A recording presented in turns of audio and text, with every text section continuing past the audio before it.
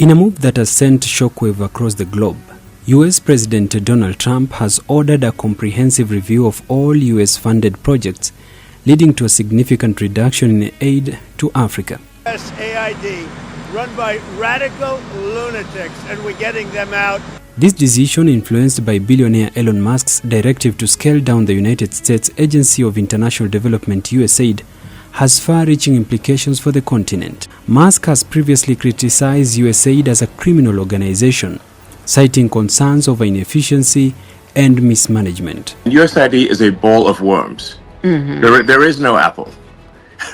And when there is no apple, you've just got to basically get rid of the whole thing. Went over it with him in detail, and he agreed with that we should shut it down.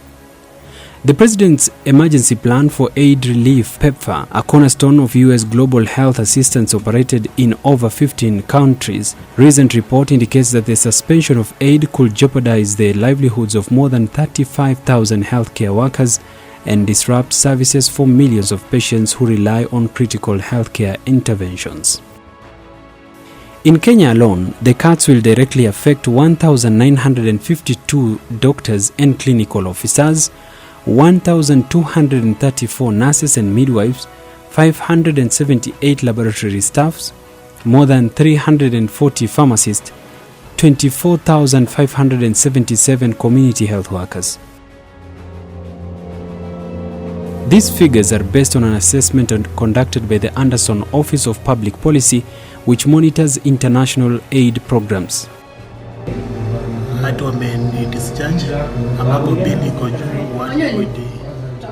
Kenya healthcare sector has long relied on US funding, particularly for its HIV and AIDS programs, maternal health and disease control initiatives.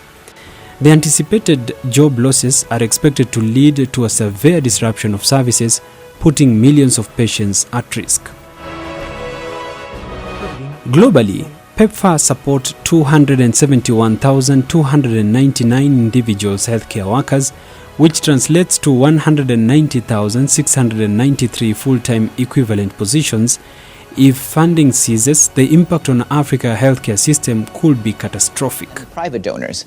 And obviously any shortfall from one group or one country will put additional pressure on other countries and other donors. In South Africa, 101,368 patients, including 974 children, will lose access to critical medical services. Mozambique, 25,932 patients, including 1,257 children, will be affected.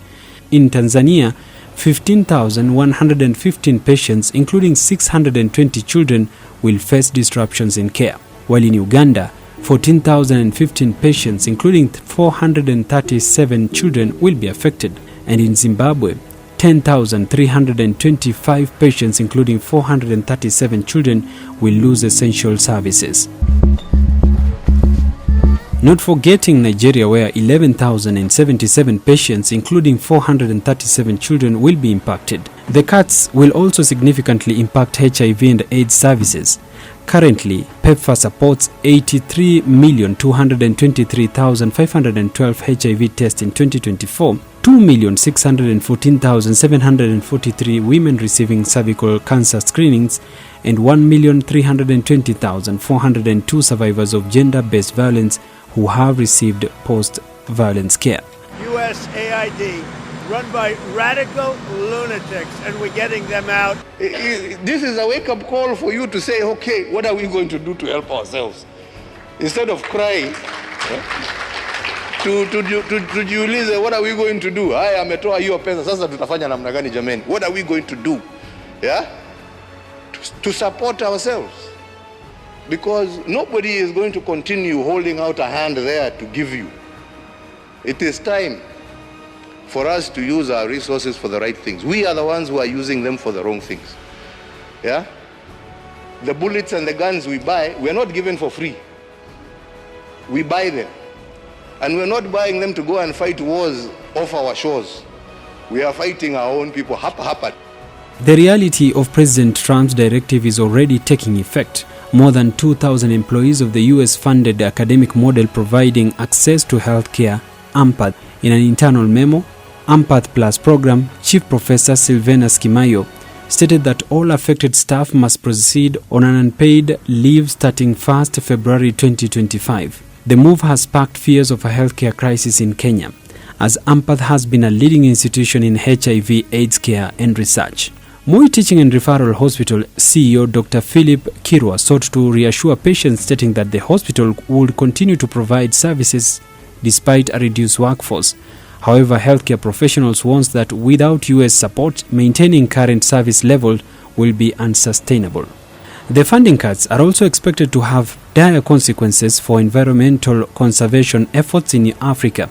USAID has played a pivotal role in biodiversity preservation, supporting local organizations in wildlife protection and sustainable resource management. Kenya conservation groups warns that the freeze on funding will reduce anti-poaching initiatives, limit support for indigenous communities managing conservation areas, halt ongoing projects aimed at combating deforestation and climate change. The decision has triggered a wave of opposition not just in Africa, but also in the United States.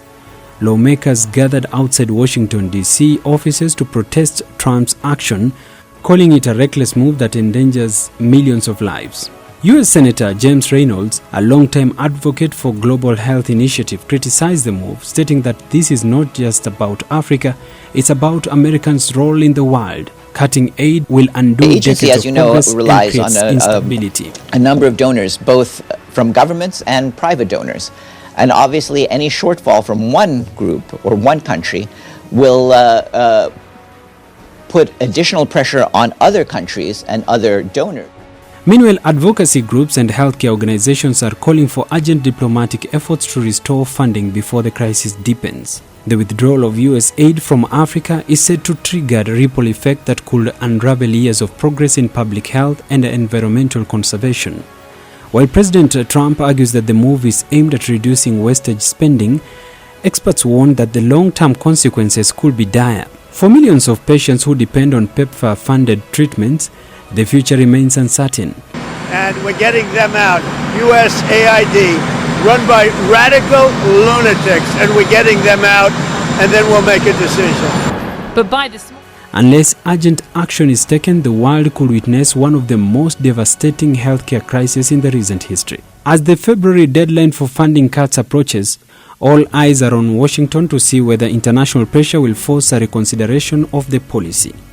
Until then, thousands of African healthcare workers, conservationists, and patients are left in limbo, hoping that their lifeline is not permanently severed.